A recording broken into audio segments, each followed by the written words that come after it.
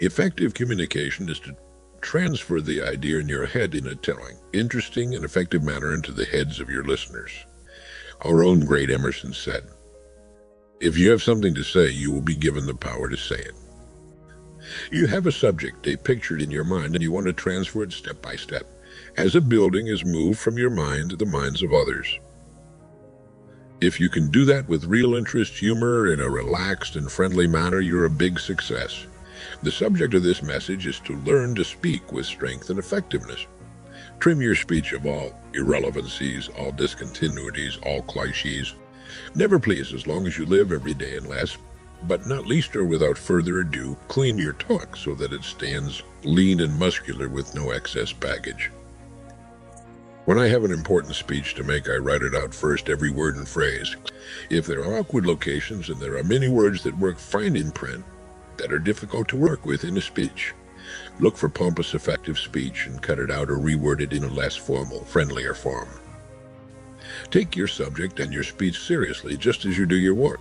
I've been writing 5-minute radio programs for 18 years, and I've never found one that couldn't be handled in 5 minutes in what I consider to be an interesting and informative way. You could easily talk for an hour on any subject, but it's also true that it can be handled in an interesting, effective way in 5 minutes.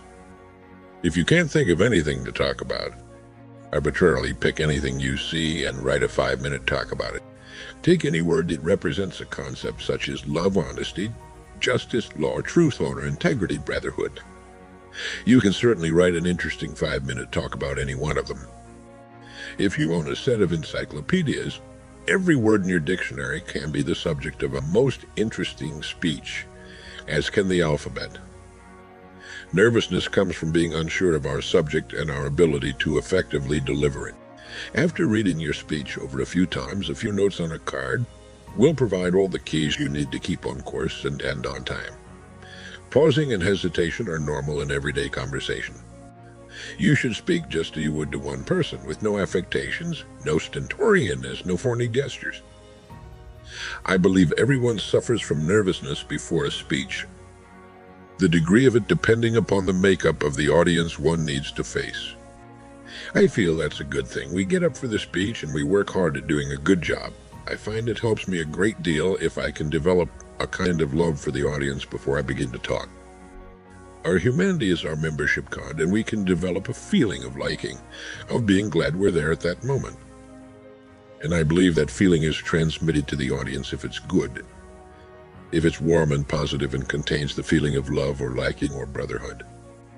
They seem to sense it and respond in a positive way. We can overcome a poor or average first impression with a good speech and wind up a big success, but it's a lot better to begin as a winner. Liking your audience will go a long way toward dispelling nervousness and stage fright. The fact that they're not all wearing big friendly smiles isn't important. You can enjoy it with them if you begin with the right attitude. That word attitude, has been called the most important word in the language, and people tend to respond favorably toward a good attitude. If you get to know anyone really well, you'll like them. We've got good eye contact with our audience, and we're so interested in what we're talking about, and we know our subject so thoroughly we can immerse ourselves in it.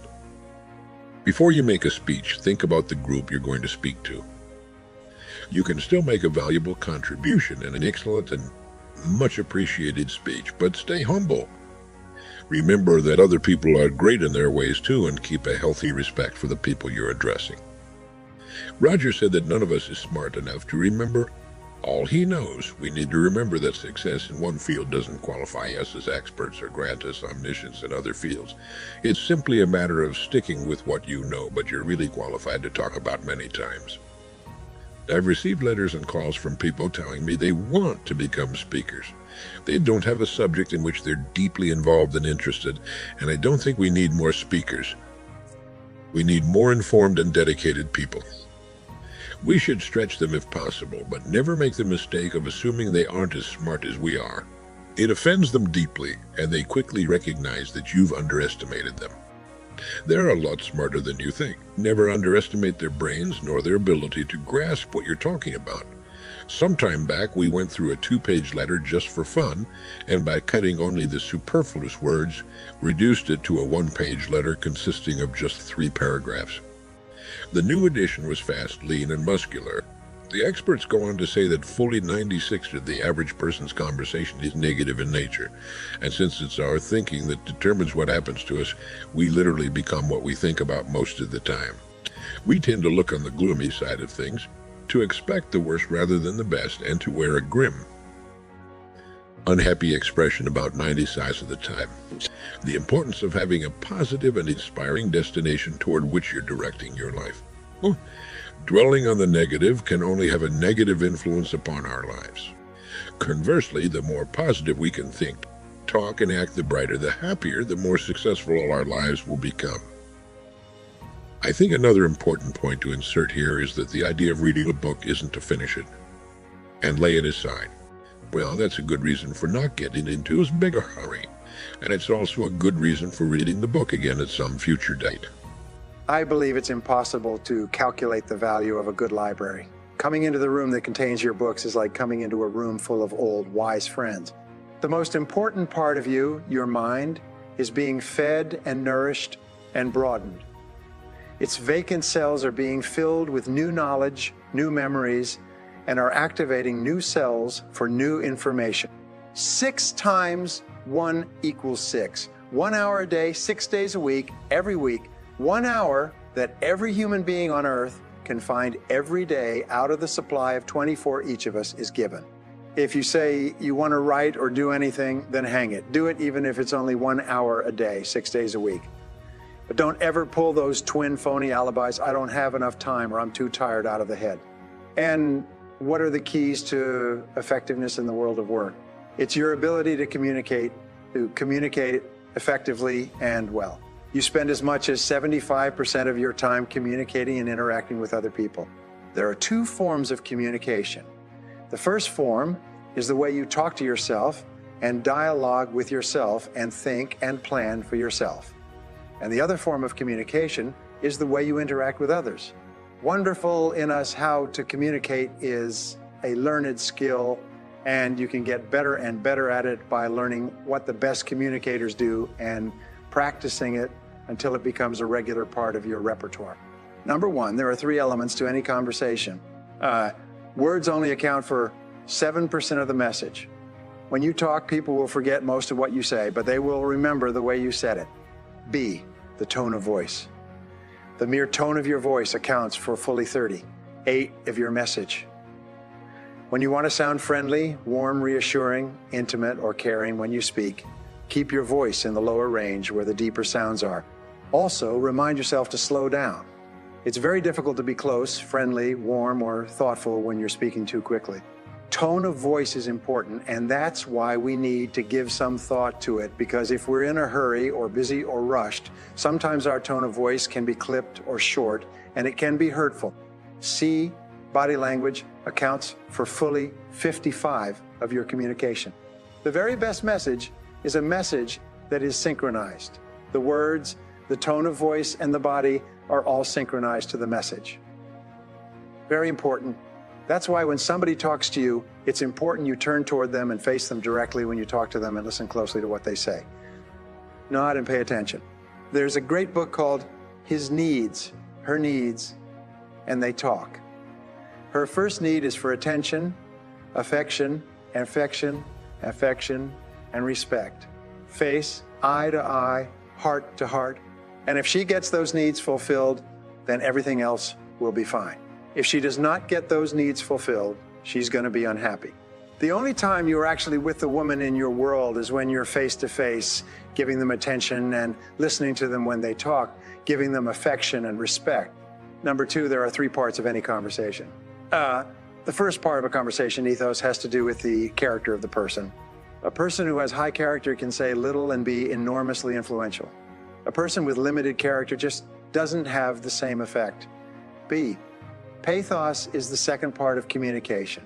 It means connecting with the emotions, and we connect with the emotions when we tune in and focus on the person and their problems and their needs. There was a wonderful line I read that said, if every person who complains about their problems could come from all corners of the earth and take and pile their problems in a heap, and if each person could see the size and gravity of the problems of others, they would sneak forward shamefacedly and take their petty problems away and creep into the night. C, The factual content of the conversation. In selling, what do we say? In selling, you establish rapport, which is the character you seek, the underlying problem or need, which is connecting with the pathos. And only then do you talk about your product or service, which is the logos. Number 3, there are 4 basic personality styles. The first is what we call relators. They are quiet, self-contained, not particularly expressive. They're sensitive people, oriented and concerned about other people's opinions. In the extreme, a relator will be hypersensitive to the opinions of others. They can't do anything without making sure that everybody else approves. If you're communicating with this person, it requires slow, low-key, easy-going, friendly, almost warm and fuzzy. The greatest concern in life is, let's get along. Let's all be friends. So you find relators in fields like nursing, social services, teaching, small child development, psychology, personnel, or counselors, where they relate to other people. The next type of person is the analyzer. This is the kind of person who's not so much concerned about people, but more concerned about doing the job and are more inward, directed. Their primary concern is, let's be accurate. The analyzer who's fastidious and detail-oriented wants accuracy and just the facts. Well, they'll gravitate towards accounting, computers, engineering, bookkeeping, and computer programming. Any field where the problems don't talk back. The third type of person is what we call the director.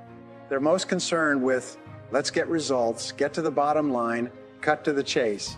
Who do you think is reading Success Magazine, Business Week, Forbes, and Success Books, and Success audio programs? It's the director, the go-getter, the one who kicks, you know what, and then takes names. The fourth type of personality is expressive. The socializer is outgoing, the director valuable, and very people-oriented. Many times they become managers or executives because they have highly integrated personalities.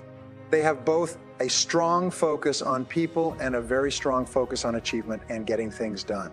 Now, everybody you meet is in one of these 4 quadrants or groups. No matter which style of communicator you are, 3/4 of the people you meet are something else. There's no right or wrong, better or worse style.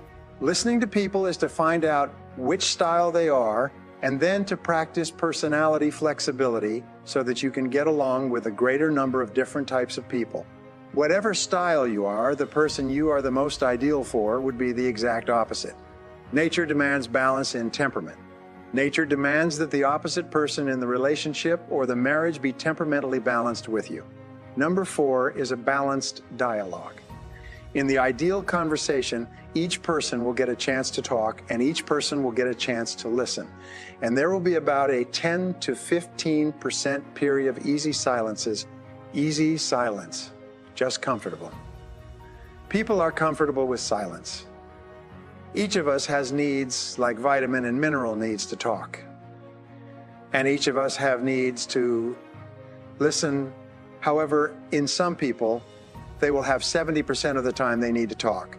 And the other person, 70% of the time they need to talk. And so they're always clashing because they're both trying to get their talking out. The worst of all is when incompatibility sets in a relationship and both of them only need to talk 10 or 15% of the time. And then there's vast gaps of uncomfortable silence. This is where the 2 people really don't have very much in common anymore. Number 5, key to communication is to question for clarification. If you have any doubt at all, ask, how do you mean? Or how do you mean exactly? And then just pause and wait. It's almost impossible not to answer this question when you ask, how do you mean? The other person cannot stop himself or herself from answering more extensively. Follow up with other open-ended questions and keep the conversation rolling along. The way that you overcome your shyness is very simple. Tune into the other person, ask questions, and then listen carefully to the answers. Focus on encouraging the other person to talk about them. In fact, I'll give you a secret for success in life. Seek first to understand, then to be understood. Number 6 is acknowledge and agree. Good conversationalists are active conversationalists. They're not sitting there passively like fence posts. They're actually engaged. Active listening is very, very important. Put down the magazine or newspaper, turn off the television set, lean in, be there the whole time. Number 7, listen attentively. When you listen, his or her feeling of personal value increases. You can actually make another person feel terrific about himself or herself by listening in a warm, genuine, caring way to everything he or she has to say. The more each listens to the other, the more positive and happy each of them feels, and the stronger bonds of affection between them. Now, the opposite of this thing is ignoring. The fastest way to turn a person off, to hurt their feelings, and to make them feel slighted and angry is to simply ignore what they are saying or interrupt them in the middle of a thought. Men are 95% more likely to interrupt a woman than a woman is to interrupt a man. The more you listen to another person, the more he or she trusts you and believes in you. Number 8 is for you to paraphrase the speaker's words in your own words. By paraphrasing the speaker's words, you demonstrate in no uncertain terms that you are genuinely paying attention and making every effort to understand his or her thoughts or feelings. This is where you really prove that you are really listening. So paraphrase it in your own words. Take the time to paraphrase and rethink about paraphrasing while you're listening, and you'll always be a better listener. Number 9 is pause before replying. When you pause, you accomplish 3 goals simultaneously. First, you avoid running the risk of interrupting if the other person is just catching his or her breath before continuing. The second benefit is that you show the other person that you are giving careful consideration to his or her words by not jumping in with your own comments at the earliest opportunity. The third benefit of pausing in conversation is that you will actually hear the other person better. By pausing, you mark yourself as a brilliant conversation